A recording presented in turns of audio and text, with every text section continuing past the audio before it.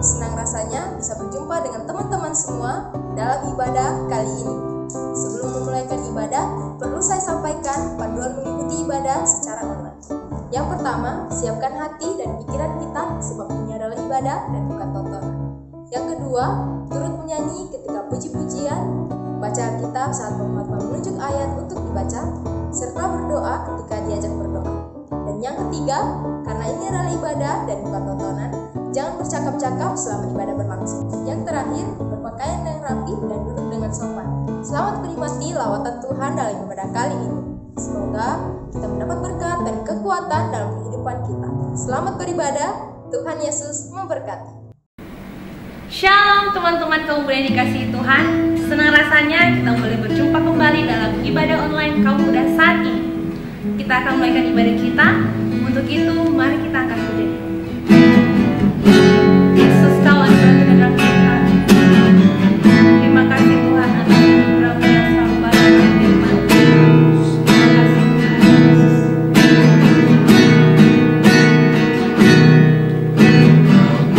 Hatiku Tuhan, kau rinduku Tuhan.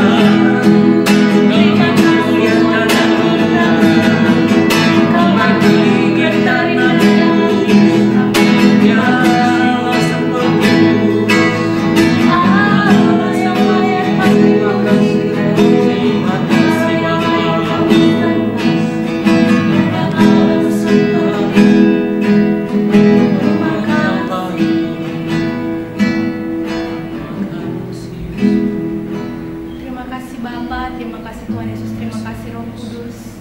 Terima kasih buat pimpinan penyertaan dalam kehidupan kami Bapa. Terima kasih buat anugerah terindah yang masih boleh kami rasakan dalam kehidupan kami. Terima kasih Roh Kudus. Pada malam hari ini kami ingin lebih lagi untuk memuji nama-Mu. Untuk itu mari Kau bebaskan roh setiap kami kaum muda Tuhan dimanapun kami berada, agar apapun yang kami naikkan pada malam hari ini boleh menjadi dupa yang berbau harum di hadapan-Mu Tuhan. Terima kasih Tuhan, segala apapun halangan yang mengekang kami Tuhan, kuasanya kami akan patahkan, hancurkan dalam nama Tuhan Yesus. Urapi kami Tuhan setiap kaum muda dimanapun kami berada. Terima kasih Bapa, terima kasih Tuhan Yesus. Kami ingin lebih lagi memuji dan memuliakan nama-Mu. Dalam nama Tuhan Yesus Kristus kami berdoa dan mengucap syukur. Haleluya. Amin. Masih semangat memuji Tuhan kaum muda? Haleluya. Mari kita menerima kuasanya, kita angkat pujiannya.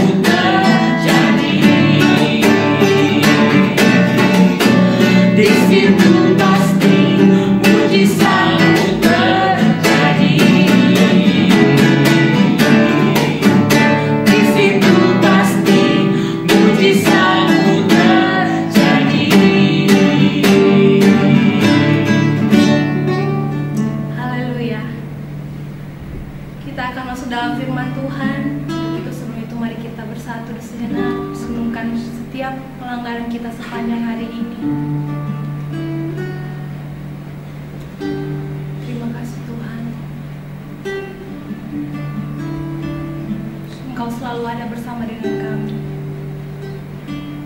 Kita angkat pujian.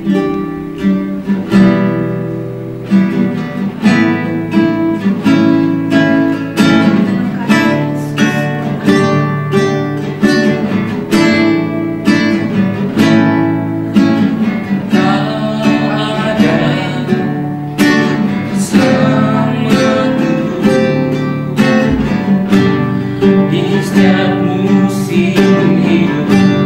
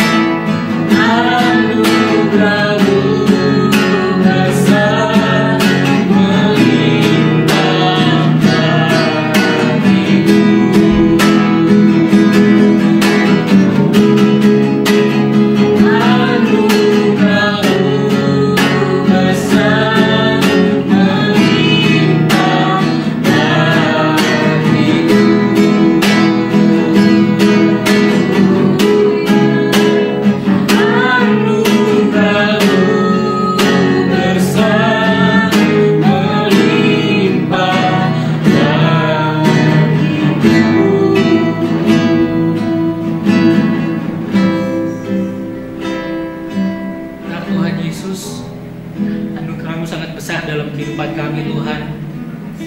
Engkau selalu ada dalam setiap musim hidup kami ya Tuhan. Kami bersyukur ya Tuhan, kami punya Allah seperti Engkau ya Tuhan. Allah yang luar biasa, Allah yang tak pernah meninggalkan kehidupan kami. Ampuni kami Bapa yang seringkali lalai ya Tuhan dalam setiap pelayanan kami, dalam setiap aktivitas kami ya Tuhan. Mengiringkan kami kepada Tuhan, ampuni kami Bapa. Saat ini Bapa, kami akan mendengarkan kebenaran firman-Mu. Berfirmanlah Tuhan lewat hamba-Mu. Kami menyiapkan tanah hati kami ya Tuhan, untuk ditaburi firman-Mu ya Tuhan. Biarlah setiap apa yang kami dengarkan ya Tuhan dapat tertanam dalam hati pikiran kami, dan tidak lewat begitu saja ya Tuhan, tapi kami dapat melakukannya dalam setiap kehidupan kami ya Tuhan. Berkati juga hamba-Mu ya Tuhan, apapun yang hamba-Mu sampaikan ya Tuhan, biarlah sesuai seturut dengan isi hati Allah sendiri ya Tuhan. Terima kasih Bapa, terima kasih Tuhan Yesus. Pujilah nama-Mu Tuhan. Berkati setiap kami yang mendengarkan ya Tuhan, kami mendengarkan dengan penuh hikmat. Dalam nama Tuhan Yesus Kristus kami sambut firman-Mu. Haleluya. Amin. Shalom kaum muda yang GPPS Palu yang kami kasihi di dalam Tuhan Yesus Kristus. Marilah saat ini kita akan merenungkan sebagian daripada firman Tuhan. Saya akan bacakan dari Efesus pasal yang kelima ayat yang ke-15. Demikianlah firman Tuhan, karena itu perhatikanlah dengan saksama bagaimana kamu hidup. Janganlah seperti orang bebal, tetapi seperti orang arif. Mungkin sedikit latar belakang daripada firman ini kalau kita melihat dari keseluruhan daripada pasal yang kelima dari Efesus, itu adalah dengan judul atau tema hidup sebagai anak-anak terang. Ini sebagian kecil daripada perintah Tuhan yang kita akan renungkan bersama di ayat yang ke-15 ini. Dan kita perlu mengetahui bersama, kita sedang hidup di hari-hari yang terakhir menjelang pengangkatan, di mana Tuhan Yesus akan datang di awan-awan dan menjemput kita yang sungguh-sungguh hidup sebagai anak-anak terang. Oleh karena itu, kita bisa melihat di sini inilah perintah Tuhan yang muncul di dalam kitab Efesus pasal yang kelima ini. Dan kalau kita lihat di sini ada 3 hal yang penting ya di dalam Efesus pasal yang kelima. Yang pertama di sini adalah dikatakan perhatikanlah dengan saksama.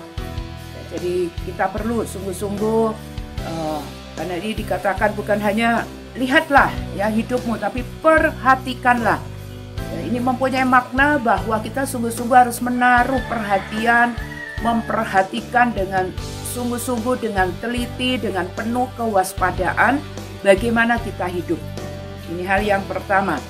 Ya, jadi kalau Tuhan memerintahkan hal ini pasti beralasan. Ya, karena dengan kaitannya ini sebenarnya ada kaitannya dengan ayat yang ke-16, di mana di sini ada satu warning, ya, suatu peringatan buat kita semua, di mana dikatakan karena hari-hari ini adalah jahat. Hari-hari terakhir adalah hari-hari yang jahat. Di dalam Wahyu pasal yang ke-12 juga disebutkan bahwa di hari-hari terakhir dikatakan bahwa iblis telah turun dengan geramnya yang amat dahsyat karena dia tahu bahwa waktunya sudah dekat, waktunya sudah singkat. Ya. Di mana iblis hanya mempunyai waktu yang dengan saat kedatangan Tuhan atau saat pengangkatan itu hanya tinggal sedikit saja. Ya, kalau kita bisa memperhatikan dan peka, sesungguhnya iblis tengah bekerja ya dengan sangat dahsyat, dengan banyak ya hal-hal yang mungkin di dekade-dekade yang lalu ya generasi-generasi orang tua kita ke atas mungkin mereka tidak terlalu mengalami atau melihat kejahatan-kejahatan atau sikon-sikon yang terjadi pada saat ini, yang dulu tidak ada, sekarang begitu banyak bermunculan. Karena itu terlebih lagi kaum muda yang kami kasihi, mari ya kita bersama-sama perlu sungguh-sungguh memperhatikan ya dengan penuh ketelitian bagaimana kita hidup. Ya, kita bisa melihat bagaimana kehidupan kita sekarang, ya hidup rohani kita, gaya hidup kita. Tuhan tadi menjelaskan bahwa kita harus hidup sebagai anak-anak terang. ya terang. Jadi bukan kalau kita lihat, kita harus menetapkan hidup kita bahwa kita mau sungguh-sungguh hidup sebagai anak-anak terang, bukan anak-anak gelap. Karena kita tahu bahwa kita menurut firman Tuhan bahwa di dalam Kristus kita sudah dipindahkan dari gelap kepada terang. Jadi kita tidak bisa lagi hidup sebagai anak-anak gelap. Kita harus hidup sebagai anak-anak terang. Dan juga kalau kita perhatikan ada juga mungkin sekelompok ya atau segolongan anak muda yang hidup setengah-setengah, setengah gelap, setengah terang. Nah, ini tidak jelas ya. Terang ya ada kalanya terang rohani ya, tetapi juga di balik itu ya hidup sebagai anak-anak gelap, ya hidup sebagai anak-anak dunia penuh dengan perbuatan kedagingan. Jadi suram-suram ya, kita tahu seperti di tempat yang gelap seperti di diskotik. Nah di situ ya kita lihat di situ ada lampu diskotik itu yang biarpet ya, terang gelap. Nah kita tidak bisa seperti itu ya. Kadang-kadang terang, tapi kadang-kadang gelap. Nah, kita perlu perhatian di bagian yang lain di kitab Wahyu. Tuhan Yesus berkata begini, tapi konteksnya agak beda dikatakan. Ya, Tuhan tidak mau untuk seseorang atau umat Tuhan itu hidup suam-suam, tidak panas, tidak dingin. Sama, Tuhan juga tidak menginginkan kita sebagai anak-anak Tuhan hidup ya setengah gelap, setengah terang. Ya, pokoknya kalau setengah-setengah itu dikatakan dimuntahkan oleh Tuhan. Mari kita harus menetapkan hati. Kita mau hidup bagaimana? Hidup sebagai anak terang, hidup di dalam terang, atau hidup di dalam kegelapan. Tapi kalau kita bijak, marilah kita menetapkan mulai dari saat ini, mulai dari hari ini, dan sampai masa pengangkatan kita akan hidup sebagai anak-anak terang. Dan kita tidak akan kembali ke dalam kegelapan. Hal yang kedua di sini di dalam ayat yang ke-15 dikatakan, jangan seperti orang bebal. Ya, bebal ini kalau kita lihat, orang bebal ini adalah seseorang yang sudah pernah dikasih tahu, sudah diberitahu tentang firman Tuhan, diajarkan firman Tuhan bahkan berulang-ulang, tetapi tetap saja dia melakukan pelanggaran, tetap saja dia tidak taat. Ini namanya bebal. Kalau orang misalnya melakukan kesalahan baru satu kali, kita tidak bisa kategorikan sebagai orang bebal. Ya, karena dia baru tahu firman Tuhan, baru mungkin satu kali dia tahu bahwa Tuhan memerintahkan suatu perintah. Tapi kalau dia sudah tahu berkali-kali dan mungkin kita sudah bertahun-tahun ya, kita menjadi orang muda di dalam gereja kita, sudah banyak firman lah. Ya, mungkin juga ada yang sudah ikut pemuritan, dia sudah tahu banyak firman, tapi tetap saja melakukan ya hal-hal yang justru kontradiksi dengan firman Tuhan. Ini namanya bebal, ya, atau bisa disamakan dengan orang yang tegar tengkuk, keras hati, sama saja itu. Jadi sudah tahu, tapi dia lakukan juga. Nah, di sini Tuhan memperingatkan sehubungan juga dengan apa yang tadi dia katakan di dalam ayat 16, bahwa hari-hari ini adalah hari yang jahat. Mari, ya. Jangan bebal ya, kalau kita sudah tahu, sudah diberitahu tentang suatu perintah Tuhan, mari kita segera lakukan ya, jangan kita tunda-tunda, tapi segera kita tetapkan hati, aku mau komit ya, aku mau melakukan perintah Tuhan, karena itu yang dikehendaki oleh Tuhan. Lalu kemudian yang terakhir kalau kita lihat di sini, yaitu yang ketiga dikatakan di dalam ayat 15 ya. Tadi dikatakan yang kedua, janganlah seperti orang bebal. Jadi kalau jangan ya jangan dibuat. Kalau saudara tahu tetap aja juga biar saja ya. Walaupun Tuhan sudah bicara janganlah seperti orang bebal, tapi tetap ya peduli apalah ya saudara bebal ya di dalam hal ini. Lalu yang ketiga dikatakan tetapi, jadi lawannya ya, dikatakan hiduplah, dikatakan tetapi seperti orang arif atau bijak ya, bijaksana. Nah, ini yang dikehendaki Tuhan, khususnya kita yang sedang hidup di hari-hari terakhir. Betul-betul kita harus memperhatikan bagaimana kita hidup. Apakah kita masuk golongan orang bebal atau orang yang bijak? Nah, kita melihat sedikit tentang bagaimana ya kita bisa hidup atau masuk kategori orang yang bijak seperti yang Tuhan kehendaki. Kita bisa melihat di sini ya, orang bijak ya, kita tahu bahwa supaya kita bisa menjadi orang bijak dan kita hidup ya di dalam secara bijaksana, yaitu kita perlu melakukan akan firman Tuhan. Karena firman Tuhan itu adalah kebenaran, ya kebenaran yang sejati. Kalau kita membaca Alkitab, kita mempelajari Alkitab, kita mengetahui apa yang Tuhan perintahkan di dalam hal ini, mari kita lakukan, ya supaya saudara bisa menjadi orang yang bijak, ya orang yang dikehendaki oleh Tuhan, khususnya anak-anak muda juga ya yang hidup pada hari-hari terakhir. Hiduplah ya, hiduplah bijak, jadilah orang arif. Hiduplah menurut firman Tuhan. Juga supaya saudara bisa hidup seperti orang arif atau orang bijak. Di sini juga supaya saudara hidup dituntun ya oleh Tuhan Yesus. Jadikanlah Tuhan Yesus itu benar-benar gembala saudara. Ya, kita tahu di dalam Yohanes pasal yang ke-10 Tuhan Yesus berkata, "Ini akulah gembala yang baik." Ya, dan Tuhan mengharapkan, Tuhan sangat merindukan supaya kita yang sudah komitmen pada saat kita lahir baru, waktu kita pertama kali kita mengalami perjumpaan dengan Tuhan, kita berkata, "Tuhan, aku mau menjadikan Engkau Tuhan. Dalam hidupku secara pribadi, aku mau menjadikan Engkau gembala."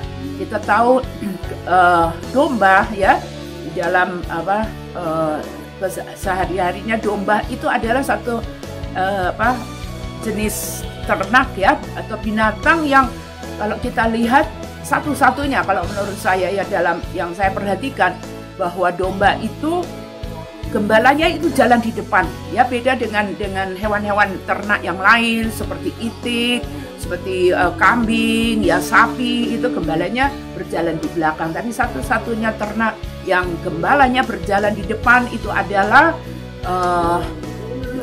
domba ya. Jadi dombanya di belakang, lalu gembalanya jalan di depan. Dan domba-domba ini kalau kita lihat ya, mereka adalah binatang ya, ternak yang sungguh-sungguh taat ya. Bahkan dikatakan bahwa seekor domba itu kenal suara daripada gembalanya. Apapun yang gembalanya perintahkan dia lakukan. Ya, kalau dia gembala tidak memberikan komando, dia diam saja. Nah, seperti itulah kalau kita sungguh-sungguh mau menjadi orang yang arif, yang bijak, mari jadikan sungguh-sungguh Tuhan Yesus itu gembalamu, ya.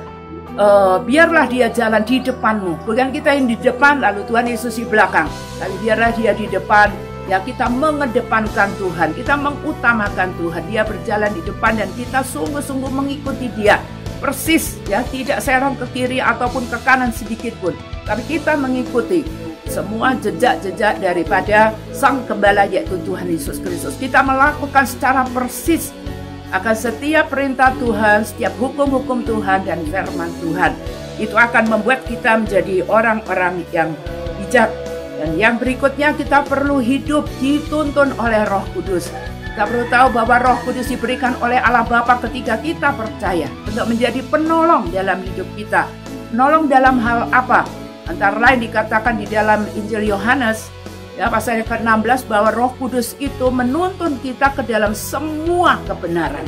Kalau saudara mau menjadi orang yang bijak, yang arif, mari berkatalah kepada Roh Kudus setiap saat, setiap hari, "Roh Kudus, mari tuntun aku di dalam semua kebenaran Tuhan." Biarlah dia diberi keleluasaan di dalam hidup kita. Kita memberi diri, kita tidak merasa terpaksa supaya Roh Kudus menuntun kita. Tapi kita katakan pada Roh Kudus, "Roh Kudus, Engkau adalah Roh penolongku yang Bapa di surga sudah berikan, tuntunlah aku. Aku tidak tahu banyak, ya. Aku tidak tahu apa yang ada di depanku, tapi Engkau tahu semuanya." Biarlah kaum muda juga memberi diri ya untuk dituntun oleh Roh Kudus dalam setiap aspek hidupmu. Apa saja ya khususnya untuk kaum muda saya nasihatkan ketika engkau mungkin mencari pekerjaan, tanyalah kepada Roh Kudus, apalagi tentang jodoh. Ya itu penting sekali sebelum kita memutuskan untuk kita mengalami atau melakukan pertemanan yang karib dengan seseorang. Mari tanya Roh Kudus dulu ya, apakah ini sungguh-sungguh adalah penolong yang Tuhan berikan. Jangan nanti saat di tengah jalan saudara, ternyata saudara baru sadar bahwa itu keliru ya. kadang-kadang sudah terlambat. Mari sebelum kita menjalin suatu hubungan yang karib dengan seseorang, mari tanya Roh Kudus. Tanya Roh Kudus dalam setiap hal ya. Apapun ya, kita bisa bertanya kepada Roh Kudus, dan karena memang Roh Kudus itu diberikan untuk menjadi penolong kita, untuk menuntun kita berjalan di dalam semua kebenaran. Dan saya percaya kalau kita melakukan ya nasihat yang di dalam, yang tertera di dalam satu ayat ini, yaitu Efesus pasal 5 ayat yang ke-15, saudara akan selamat. Ya, saudara akan selamat daripada semua tipu daya iblis di hari-hari terakhir. Kita harus bijak, kita harus sungguh-sungguh waspada. Kita nggak bisa main-main. Ya, ini renungan yang saya boleh sampaikan kepada saudara-saudara orang muda yang ada di GPPS Palu. Tuhan Yesus memberkati, Tuhan Yesus mengasihimu. Mari kita berdoa. Tuhan Yesus Kristus, sungguh kami percaya hatimu ada di juga generasi muda, anak-anak muda. Karena kalau kami melihat di dalam Alkitab, Engkau inginkan khususnya generasi muda menjadi generasi Yoel, pasukan Tuhan di hari-hari terakhir ini. Juga apa yang dikatakan juga di dalam Kisah Para Rasul, pada hari-hari terakhir Tuhan akan mencurahkan Roh-Mu ke atas semua orang, dan secara khusus Engkau mengatakan Roh Kudus akan dicurahkan. Allah akan mencurahkan Roh Kudus atas taruna-taruna, atas orang-orang muda, laki-laki maupun perempuan. Tuhan Yesus, mari Engkau jamah setiap kaum muda yang pada hari ini, pada saat ini mendengarkan akan firman-Mu, akan kebenaran-Mu Tuhan. Roh Kudus, mari jamah. Jadilah kami orang-orang muda yang bijak, yang arif, yang tahu bahwa kami sedang hidup di hari-hari terakhir. Kami sungguh-sungguh ekstra hati-hati menjalani hidup ini Tuhan, supaya kami tidak terjebak di dalam segala tipu daya iblis yang mau menghancurkan hidup kita. Sehingga Tuhan, pada saat Engkau datang nanti di awan-awan, kami boleh masuk dalam bilangan orang yang akan diangkat oleh Tuhan, dan kita akan bertemu dengan Tuhan Yesus muka dengan muka, dan selanjutnya kami boleh bersama-sama dengan Engkau untuk selama-lamanya dalam kerajaan surga yang kekal. Amin.